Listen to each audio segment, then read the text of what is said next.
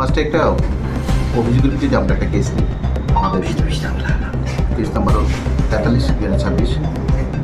অভিযোগটা ছিল এরকম যে একটা লোক, একটা ব্যক্তি আমাদের কাছে কমপ্লেন করেছিল, তাকে আনন্দময়ী আশ্রম থেকে তাকে ফোর্সফুলি একটা গাড়ি, ওয়াগনার গাড়ি, যে গাড়িটার নাম ওয়াগনার গাড়ি 0606, সাদা গাড়ি, ওই গাড়িতে ফোর্সফুলি উঠিয়ে নিয়েছে।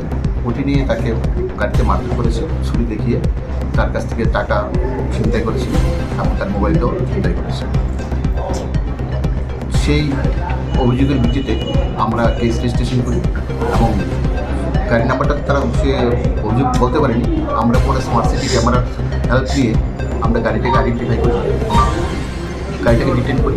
প্রথমে আমরা গাড়ির যে চালক ছিল ওকে জিজ্ঞেস করে আমরা করেছি যে সেই আসামি। তারপর তাকে আমরা রিমান্ডে এনেছি।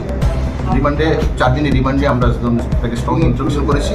সে তার সাথে বাকি আরও তিনজন যে ছিল তাদের নামগুলো সে ডিসক্লোজ করেছে। তো অ্যাকর্ডিংলি আমরা প্লেন হতে তাদেরকে আমরা খোঁজ করেছি। গতকালকে রাত্রেবেলা তাদেরকে আমরা উত্তর গেটে থেকে আমরা অ্যারেস্ট করেছি। কালকে যারা অ্যারেস্ট করেছি তাদের একজন হলো রাজেশ দাস, তার বাড়ি বর্ডার গোলচক্কর। অঙ্কুর নম, তার বাড়ি হলো ভট্টপুর। আর 3 নম্বর ছিল শুক্রদিন চৌধুরী, তার বাড়ি ওল্টা কালীবাড়ি কৃষ্ণনগর। আর প্রথম যেদিন থেকে মাস্টারমাইন্ড যে অ্যারেস্ট করেছিলাম সে হলো শরীফ মিয়া, তার বাড়ি বর্ডার গোলচক্কর। এই ঘটনার পেছনে শরীফ মিয়ার বাবাও ইনভলভ ছিল। সে গাড়িটা নিয়ে তাদেরকে ইউজ করাতো, সেই গাড়িটা। তার বাবাকে আমরা অ্যারেস্ট করেছি। তার বাবা এখন জেসিতে এবং শরীফ মিয়া এখন জেসিতে আছে। আজকে তাদেরকে আমরা বাকি 3 জনকে আজকে ফোরাট করবো এবং ওদেরকেও 4 দিনের রিমান্ডে আনবো। তারা থেকে যে রিকভারি, যে মোবাইল এগুলো রিকভারি, অনেক মোবাইল তারা কিছু বলেছে, মোবাইলগুলি কোথায় বিক্রি করেছে, অনেক দিন রিপেয়ার করে কিন্তু টাকা বিক্রি করছে। এগুলি রিকভারির জন্য তাদেরকে আমরা রিমান্ডে আনবো। তাদেরকে আমরা ইন্টারভিউশনে যেটা আমরা একটু বসে পেয়েছি, তারা গাড়ি নিয়ে শহরের মধ্যে বিভিন্ন জায়গা থেকে করতে থাকে।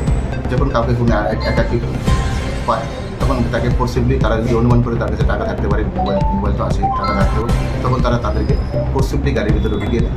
তারপর তাদের কাছে মারধর করে টাকা মোবাইলগুলি ছিনতাই করে মারধর করে তাদের দৌড়াবাড়ি খালিস্তানে ফেলে দেবে। এরকম এটাই ছিল মারাত্মক ঘটনা।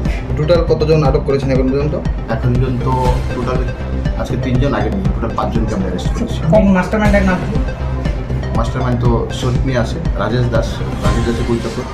এখন তো আমাদের বলছে সেই মাস্টারমাইন্ড। এই কেসে কি আরও কারোর নাম পেয়েছেন? না, এখন ইনভেস্টিগেশনটা আমি বাকিগুলো বলছি না, বাকি কে আছে নামগুলো আমি বলছি না। এমনিতে আমরা 5 জনকে অ্যারেস্ট করেছি। এখন পর্যন্ত কয়টা কমপ্লেন আছে আপনার এই ঘটনার পরিপ্রেক্ষিতে? না, আমরা এখন অব্দি প্রথম আমরা একটা কমপ্লেন পেয়েছি, ওই কমপ্লেন বলে আমরা এটা করেছি। এখন আমরা দেখছি তার জন্য বিভিন্ন দিকে আমরা স্ট্রং ইন্ট্রোডিউশন করছি। এখন বাকি ধীরে ধীরে বেরোবে। এখন যদিও আমরা বেরোচ্ছে, বাকি জিনিসগুলো রিকভারি করবো। আমরা ইংলিশের টেকনিক বলছি করেছে, বিভিন্ন থানারানারি করেছে। এমনিতে প্রাথমিক জিজ্ঞাসাবাদে কি কারণে তারা এই কাজটি করছে, কিছু কি বেরিয়ে এসেছে? না, জাস্ট ইলিগেল, তাদের উদ্দেশ্য যে ইলিগেল কামাই, ইলিগেলভাবে কাউকে নিয়ে পশ্চিমলি করে টোটালি কিডন্যাপিং এবং এক্সটর্শন ইস্যু। মানে চলে যায় প্রকার ছিনতাইবাদ, গাড়িটা আটক করেছে, মানে ছিনতাই করে। শহরের প্রাণকেন্দ্রে মানে এরকম ছিনতাইবাদ চলছে, পুলিশের ভূমিকা কি গাফিলতি রয়েছে? পুলিশের ভূমিকা আছে বলেই তো পুলিশ ওদেরকে অ্যারেস্ট করেছে, কাজ করছে। এটা তো ভূমিকা পুলিশের। আমরা টোটালি চেনটা ব্লাস্ট করেছি এবং টোটালকে অ্যারেস্ট করেছি তাদেরকে আমরা, এবং বাকিগুলো রিকভারি করার জন্য চেষ্টা করেছি। This is the activities of police, that's why it is achieved.